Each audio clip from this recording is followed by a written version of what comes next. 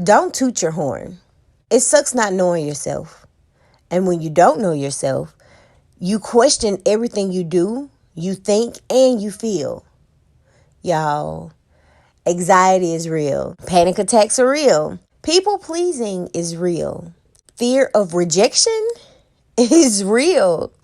It's so frustrating to always question your feelings and action because you're always wanting to make sure you are who everyone wants you to be. You want to make sure that people speak highly of you and positively on your name because all you have to go off of is how others see you. And you try to figure out who you are from what they've told you. This Christmas, all I wanted was a big old box of I don't give a fuck. I want to wake up and say how I feel when I feel it. I want to act on emotions as they happen. And I want to wake up the next day and not have the worst mental stomachache because I'm fearful on how the world views me after an amazing night of zero fucks given. I've worked 30 years to paint a perfect picture of who I thought the world would accept. And guess who isn't happy? Me. As much as I want to do what makes me happy, I honestly don't know what makes me happy because for a long time, I've done and said things to make other people happy and convinced myself that making other people happy is what makes me happy. Crazy enough, I used to say that all the time. And for the first time in this very moment, I finally hear how stupid that sounds. My happiness being based off others. So I think now is a better time than any to find happiness for myself. To be okay with the decisions I make and laugh hysterically at the bad ones. It's not about how the world sees me. It's about how I see me. I'm ready to find me, love me, defend me, knowing regardless on what you say and how you feel about me doesn't change a damn thing in my life. Now, where in God's name do I start? I've always been told not to toot my own horn. Instead, I need to lay on it. I feel like I've been humble and quiet for too long, and even if it comes off aggressive, vain, selfish, or cocky, I don't care.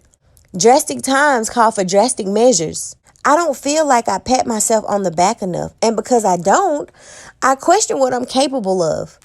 I literally want to look in the mirror every morning and amp my mirror me up. I want to say affirmations to her like Whitney ran off her thanks at the BET Lifetime Achievement Awards. I want to be like, you fine, strong, your skin popping. Like, damn, go Rainy. I see who you am. Yeah, I suck at that.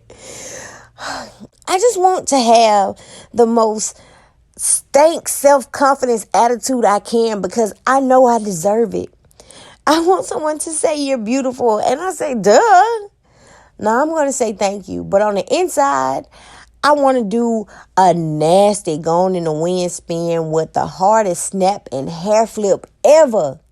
It just feels good to think about having that much confidence. I want to be that girl. Like really, I want to be that girl for at least one day and act like my shit don't stink. I want to take control of every situation and not care about the outcome. I'm terrified of rejection, but on this day, you can't reject me. On this way, it's your loss. This chronicle is brought to you by confidence. Confidence, as defined in Webster, is a feeling or belief that one can rely on someone or something. Firm trust. Now, to me, I feel like I'm going to throw up, but I believe I'm going to make it through because I'm relying on this to get me to love me for me. Now, if I do get embarrassed and this shit don't work, I can just write my next chronicle about regret, you know? It works out. I literally laugh to keep from crying because my heart is racing. I really don't do well with rejection. I get so scared. Small fact about me. Fear doesn't last long. It quickly turns into anger. Yeah, it's not my best trait, but it's true. I just get so embarrassed and Napoleon complex is real. And before you know it, crouching tiger. With not knowing myself and trying to walk in confidence, I have no choice but to try things I've never tried and to see if they work or not. Oh, look, we have 2 new sponsors who've decided to make a last minute contribution. Let's give a warm welcome to our lovely sponsors, Trial and Error. So, I plan on confidently trying things out to see if they work out or not. First thing I want to try my confidence on is these confusing creatures we call men.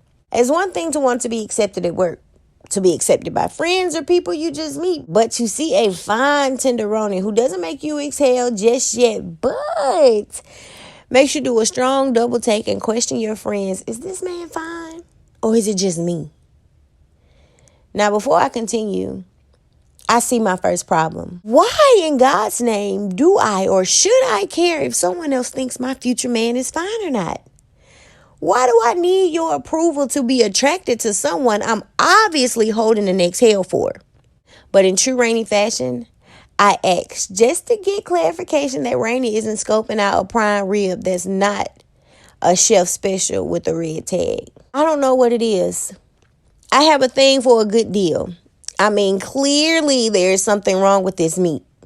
It's been sitting in the store for a long time and now it's on clearance. I see the red tag. I see the date it was cut.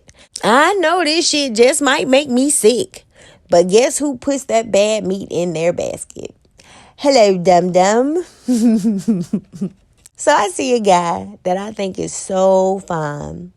And I asked my friend about him. Before I can even get it out all the way, she is pointing out that this man has a red tag.